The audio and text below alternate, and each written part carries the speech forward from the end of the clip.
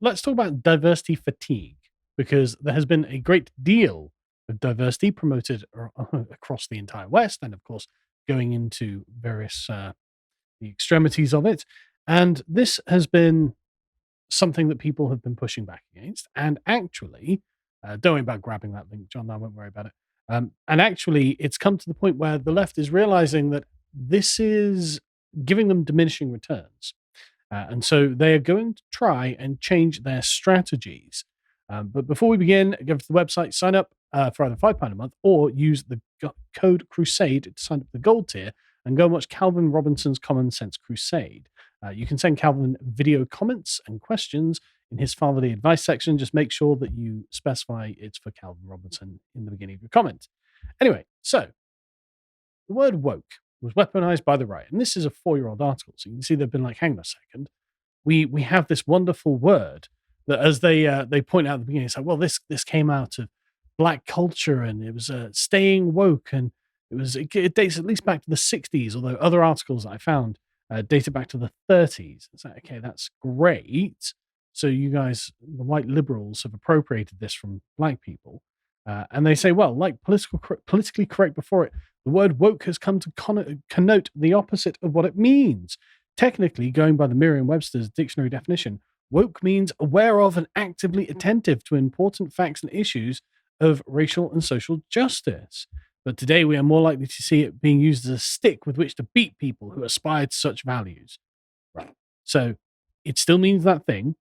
It still means, essentially, you are a racialist, a sexualist, a genderist, a whatever, all of these things.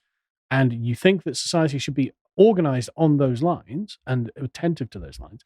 But it's not a very popular thing because, of course, people would like individualistic meritocracy because they think, well, I just want to get on with my life, bro, and not be unfairly profiled by the fact that I'm a man or that I'm white or that I'm whatever, straight, blah, blah, blah. I think that part of the reason that it's been turned against the left from the right is because it's a stupid, grammatically incorrect word that paints them as stupid. Like you're either, you're either awake or you're asleep. You're not woke. That doesn't make sense. No, it's fine because like it becomes like a colloquialism. It does, yeah. So that's what it has become. Yeah. But, and that's fine. We use them all the time. I think actually the problem is the idea of trying to redistribute resources in society along the lines of race, sex, sexuality, or any other of these arbitrary characteristics is, well, frankly, it's illiberal. Like it looks to people to be a method of overt racialist discrimination, and most people are actually not racist, and so don't want to see overt racial discrimination. I know this is going to sound crazy in the year of our Lord 2024, but I think that most people do think that way, and so they are complaining that criticizing woke culture has become a way of claiming victim status for yourself, rather than acknowledging that more deserving others hold that status. Isn't that amazing? That's amazing because there are some questions to be asked. Whose speech is being silenced constantly? Let's go further than speech. Let's talk about who's being actively not hired for jobs or suppressed for jobs.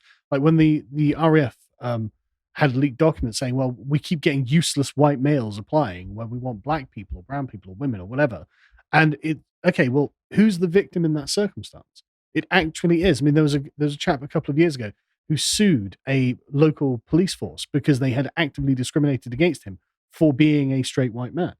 I think that British people in particular are basically being made second-class citizens in our own country because the laws apply to us differently. That is completely true. I mean, if you were to do a study on who has gone to jail for hate speech, you'll find that I bet every single one of those people is white. And probably a man too. No, there are women who go to jail for hate. Sure, but it'd be a majority. It'd be straight white men. Then. You are right.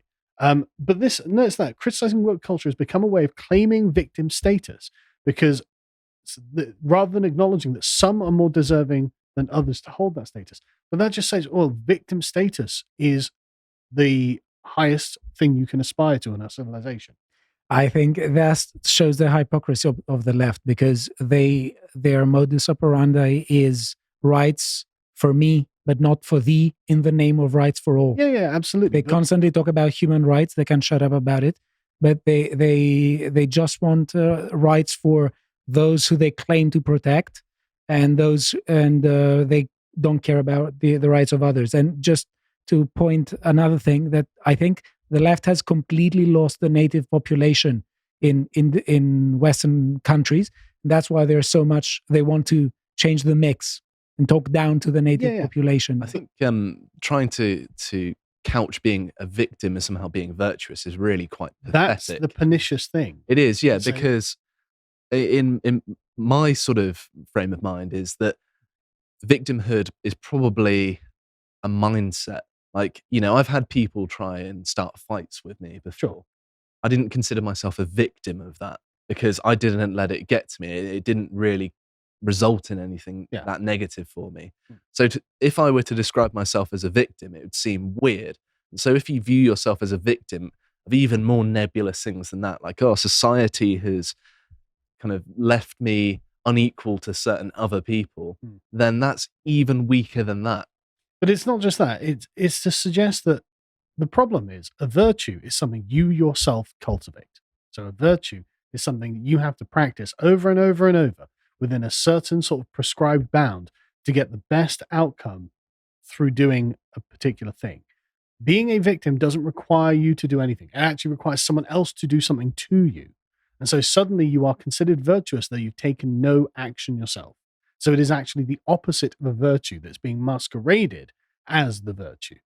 So this is, the way you're describing it, it's a vice to wallow in victimhood. Absolutely. And this is being flipped around. So now this is the virtuous status. This is what people should aspire to be. And of course, that's just going to incentivize more and more people to become victims, consider themselves victims. And so this is the problem with the entire frame of the left here. So this is why conservatives have been hammering them on it. And they're starting to notice. I mean, this is from January this year. But they're saying, well, look, the term has been co-opted by Republicans as a pejorative term. Yes, because you are reframing what virtue and vice are to be the inverse of what they traditionally mean. Exactly. And the best example is courage, because you could say that courage has to do with the willingness. The traditional example of courage is definitely not painting your hair in a weird color and just screaming how oppressed you are in a room full of people that cheer you. It's worth mentioning as well. Like, I don't know whether you guys remember when sort of the woke stuff started coming on the scene, but the thing that made you realize that these people are wrong and are lunatics is their personal conduct. Like, they viewed themselves as victims and conducted themselves in ways. And I remember these sort of feminist freak out compilations on YouTube in, like 2015, and, you were doing videos on them. And you could see their lack of virtue on display for all to see. And that's people's gateway into understanding these so-called progressives, is that they're weird, unhinged lunatics that aren't good embodiments of virtue. No, they want to take the opposite of virtue and present it as virtue. And so this is why Republicans have gone so hard on this. And I think they're, of course, right to have done so. I mean, the DeSantis administration they're using here has just essentially criminalized woke ideology, making sure that it can't be promoted in schools, in government institutions, or anything else that the government has direct control over. And so they're complaining that DeSantis has implemented policies in schools that restricted the topics of race, oppression, gender, and sexual orientation in the classroom through the Parental Rights in Education Law and the Stop Woke Act. Great. Why wouldn't you? Why wouldn't you want to stop people who are like, look, what we want to do is promote vice. We're going to promote all the vices and we're going to tell you these are virtues, when in fact they are literally constitutionally the opposite of what a virtue is. Why wouldn't you want that stopped? The only people who benefit are the people who literally want to gain a special status for having done nothing. Again, to be a victim, something has to happen to you.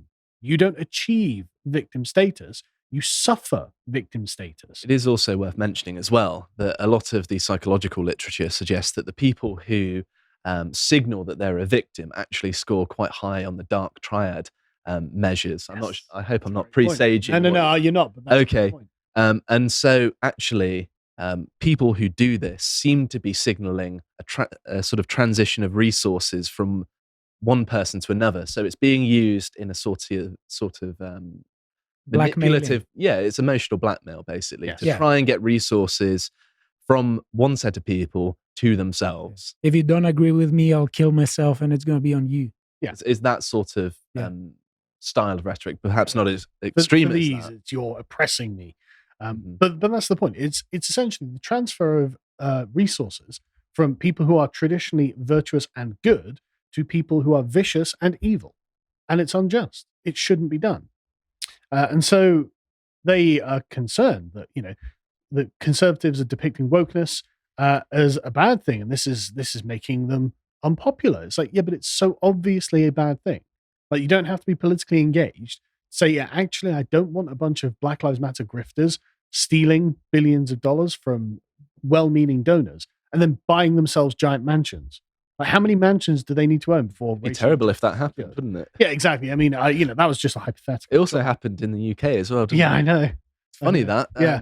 All these fundraisers just happen to fund thieves. Yeah. But of course, you are just a racist, don't you? Yeah, of course. Because woke is associated with black people, capital B, it's been a useful club for those who want to beat those seeking justice over the head with white grievance politics to win elections without deploying explicitly racist terms. So what they're saying is, oh, you saying woke, that's you being a dog whistle for being what? Yeah. Shut up. Okay, don't even care. And the great thing about it, because it didn't matter, people are just beyond it, right? No. You are woke, and we're not having it, and that's what they've come to the conclusion of. And so they've realized that, hang on a second, our once sensible call for social awareness has been broken by the right. It's been bludgeoned beyond recognition by the right. So that's good. The right has smashed the term woke and managed to make it a toxic thing, which is good. And they are very outright explicit by saying, no, the right has made this a poisonous thing. But they also say that outside of right-wing spaces, the term woke has also died, so in their own left-wing spaces. But a lot of the reason for that, they say, is that because even though the right successfully made the term radioactive, but some of its collapse is also tied to the way that the slogan was mutated and bankrupted in predominantly white liberal spaces. Because, of course, instead of radical structural reform to make sure that vice is equally rewarded as virtue is, the white liberals are kind of guilty about their virtues because they are self-aware and they think, oh yes, well, I have to do these things because these things are virtues, but I have to try and recognize the equality of vice along with that. And so the dark triad types who are just here to grift your money, they're supposed to be as morally equal. I have to say something on this because we were discussing it yesterday on a discussion that is going to be released soon. I think one of the interesting features in the mindset of those people, I'm going to say woke. Some people are pissed off when I do this, but I like annoying them. I love annoying them. They say that they don't want, on the one hand, equality of results. Some of them, they will say this, but they want equality of opportunity. But they tie them together by treating equality of results as the criterion for equality of opportunity. So wherever you have unequal results, they say opportunities were unequal. And the example is Ibram X. Kendi says wherever there are racial disparities, there are racial discrimination. That is axiom. Yeah. So that's why they are used as people say that they are crypto Marxists. And to a friend of mine who says that the right wing is panicking over Marxism, please answer me that. I mean, they are. I mean, they're literally race communists, and they say it. But the woke has been bludgeoned successfully on the right. But it's also dying in the left because in the left they've come to the conclusion that actually, when Pepsi's like, yeah, maybe we're going to become woke, or when Disney's like woke, that's not going to bring structural change. Actually, it's a way of solidifying the institutions in the new paradigm. And so what this opinion writer says, he calls the subculture recognitionism. The overarching focus on the subculture was advocating for individuals and organizations to show they recognized the existence of systems of oppression. And this focus effectively cast aside the issue of taking collective action or pursuing policies that would address the roots of those systems. Instead of seeing woke as a mandate to do something big, this group remained stuck in the zone of awareness and crafted a culture of intricate signaling.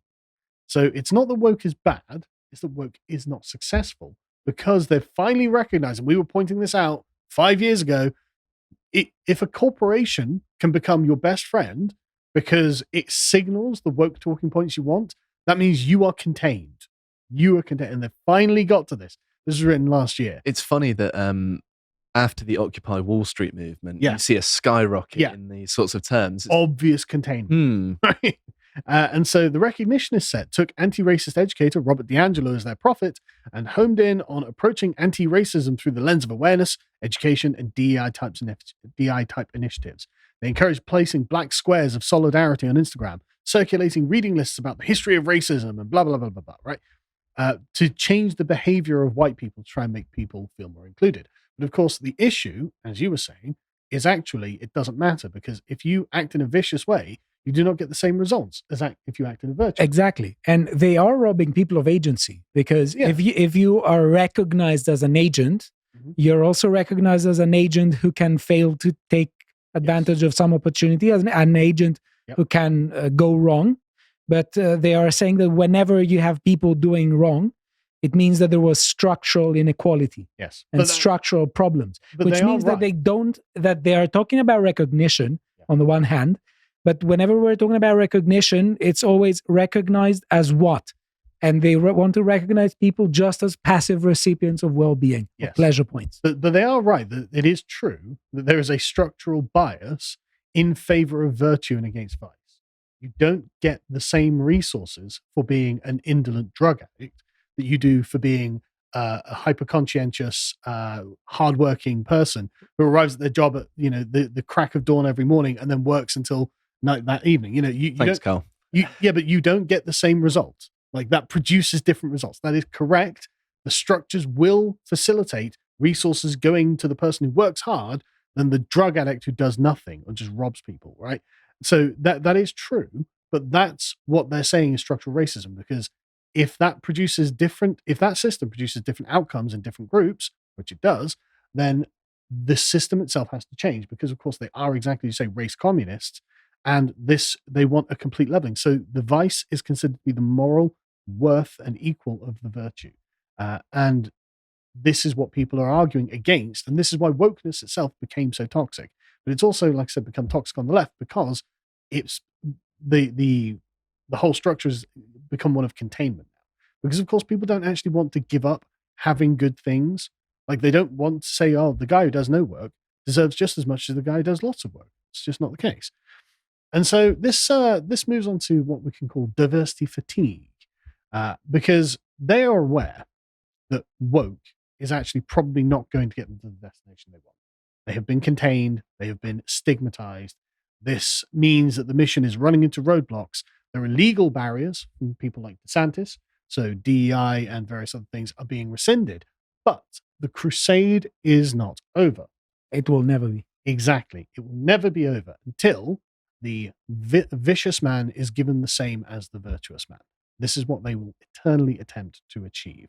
And so this is just a description from January from one non-profit called 110, which was created amid a crescendo of calls to address racial injustice after George Floyd's murder. And so they had members and clients including AT&T, Bank of America, Cisco, Delta Airlines, Dow, General Motors, Nike, Walmart, to pledge towards hiring and promoting black workers based on skills instead of college degrees. So they have realized they're part of the containment. We got contained, actually. The structural change isn't coming. But at least we can still try and make sure that the racial preferencing that we're advocating for is going to push on. But they say, fast forward, and the social climate has changed dramatically. Pushing these hiring programs has now grown increasingly controversial, particularly in the wake of Supreme Court's ruling last year against race-based affirmative action policies at universities. And so 110, I mean, that's their entire business model. Their entire business model is like, hey, you should just hire black people and not white people. And the Supreme Court's like, you can't do that. I don't want... The comment I'm going to make, I'm not going to make about color. I'm going to make about the idea of victimhood. Mm-hmm. I'm just surprised how no one saw that if you just promote people who scream constantly that they're victims and see victimhood everywhere, how do you expect that they're not going to be insufferable to work with? I mean, how are you going to expect that they're not going to be rubbish? You can't. No, they're not going to work. Yeah, exactly. Funny enough, if you hire based on anything other than merit, you don't get merit. That's strange. Yeah, it's really weird, isn't it? But anyway, so this means that 110 has fallen far behind the pace to reach its initial goals, and the organization has had to modify its messaging in the past year because of the Supreme Court decision to emphasize that the policies it advocates will help Black talent and others. And so what they've done is realize, okay, we can't just say it has to be Black people. So they've taken an opposite tact to try and, in fact, change the way that the companies present hiring practices. They do the hiring practices in order to get the effect that they want without saying, we want you to just hire Black people. So, for example, one thing they've done is they're working with organizations, and they give the example of Delta Airline. This is going to be great news for anyone who's taking a flight soon. What they've done is they want to get them to rewrite the jobs at Delta Airline and revise their approach. So Delta removed the 4-year degree requirement from 94% of its job listings, including for pilot roles. Dear. So there's going to be a pilot. There's going to be a pilot in the cockpit, and their console's going to be chirping, and they're not going to know what to do about it. Quite possibly.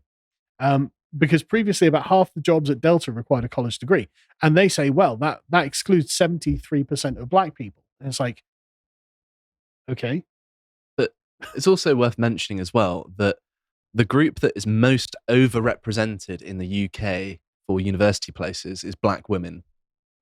Yes. That's worth focusing on. Because of affirmative action hiring. Yeah, because as a percentage of the population, they're more likely, about 2 or 3 times more likely than a working class white man to go to university. Yeah. But the point is, you can see that they are not just going to stop, even if you put the laws in. They're just going to change their tactics. And the vocabulary. And the vocabulary. I mean, that's exactly it, right? So, I mean, the Debbie Dyson, the CEO of 110, said there is diversity fatigue. So what we're doing can't be, this is a diversity thing, but changing the thing from qualifications to skills, how that's measured. It's like, oh yeah, well, if you have a qualification from university or some other accredited institution that says, right, this person has learned this skill, that's a guarantee that that person has that skill. That's how they got the qualification. But if you just say it's untested skills, then it's just paving the way for liars, isn't it? Well, yeah. You just claim to have skills that you don't actually have the certificate to back. Yeah, I mean, how that's going to be known is epistemologically unsound. But skills give you an alternative path, so good luck. So this, as you can see, they are very aware that, okay, yeah, the DEI stuff's going to have to stop. The being overtly racial is going to have to stop. But the mission doesn't stop. They're still going to achieve race communism. They're still going to achieve the virtuous getting the same as the vicious. And they're very clear that, look, this is just a rebranding, right? So the DEI, they're rebranding their DEI programs to avoid legal risk, because now it's not that they're going to still hire on race base. But CEOs are telling them they're not eliminating, but they're recalibrating and rebranding their DEI programs. You see a lot of colleges now using zip codes as opposed to race or ethnicity, because in general, you know the people that you're going to find in certain zip codes. So they will literally dog whistle their way into doing this. So just to be clear, woke is not going away. They're just going to stop saying that it's woke. I'm sure a new word will come up to represent the persistent attempt to destroy our civilization through race communism. But the laws themselves didn't just work. If you appreciated that episode from the podcast of the Lotus Eaters, you can go to lotuseaters.com to get access to all the premium contents on the site, such as the premium interviews, this one on what comes after liberalism. If you'd like to find out what else is being put out, you can follow on Twitter at lotuseaters_com on Twitter. Thank you and goodbye.